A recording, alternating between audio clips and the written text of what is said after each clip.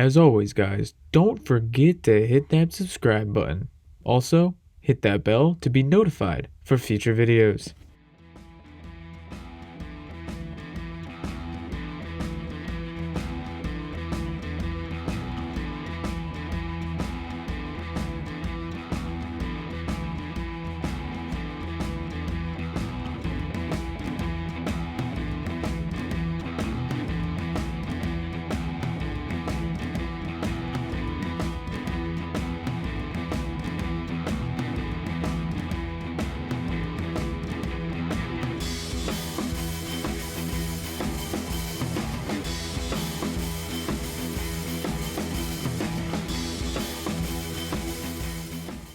Hey, welcome back to the fish tank, everybody. I am Cole, and today we are presenting this completed project.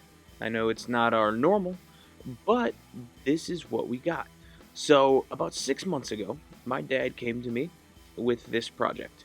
He picked this truck up in Butler, PA at a thrift store, and he wanted it to be restored but customized at the same time with a two-tone paint job, detailed out, and with monster truck tires. So I agreed and said, okay, that can be done. The project was pretty rough at the beginning. I wish I could show you guys what this thing looked like. This thing was brush painted from a child. It was missing some of the roll bars that you see up top, and we had to do a decent amount of work. It honestly was about a week's worth of a project to do and get done if we did a little bit each day, but it turned into a 6 month endeavor. And here's why. The reason for that was because my dad was very indecisive of what tires he wanted to put on this project.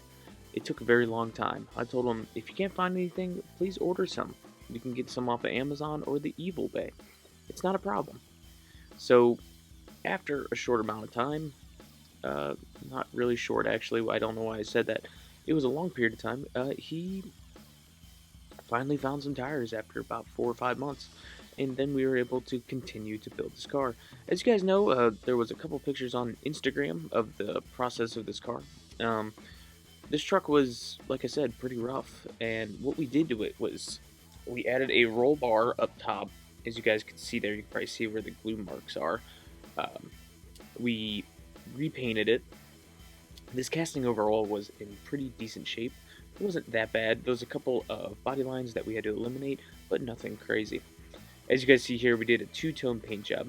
So what we did was we painted the whole car white, let it dry, taped off where we wanted the white, and then painted it purple. As you guys see here, it's not perfect by any means, but honestly, that was kind of the point on this one, so we could add some of that dirt and rust effects dribbling down the sides of it, which makes it very, very cool. We detailed out the whole base. The whole base had to be stripped down of paint, and it had to be repainted and then chromed in certain spots. So your rear bumper, your front bumper, we did the details underneath, so like your transmission, your rear end, and etc. Pretty much whatever they provided down below, which was really cool. Then we found these tires. He came to me with a Tramboni, this thing that cleans up ice at a hockey arena, or a Zamboni. Sorry, can't English today. And we use these. I would have liked more aggressive rears on this one because they are just steer tires, but honestly, with what we had, it turned out awesome. It looks awesome, and I hope you guys enjoyed this video. I know it's not the normal, process video, but I just wanted to present this cool build just because it honestly turned out much cooler than I even thought it would. So I thought it was worth presenting. Guys, thank you for stopping by. We have another truck video coming to you very, very soon. Um, I know the videos have been slowing down. Work has been speeding up, so it's been long days, so it's been hard to get in the basement to work on some cars. But with that said, I have a handful of projects coming very soon. We have a mixing truck for Big Charlie that we're working on right now. We have a personal Chevy lifted C10 that we're doing a paint job and restoration on. And then I'm thinking of starting another project, probably more of a hot rod, rat rod kind of build, but we'll see because we still have to get the parts.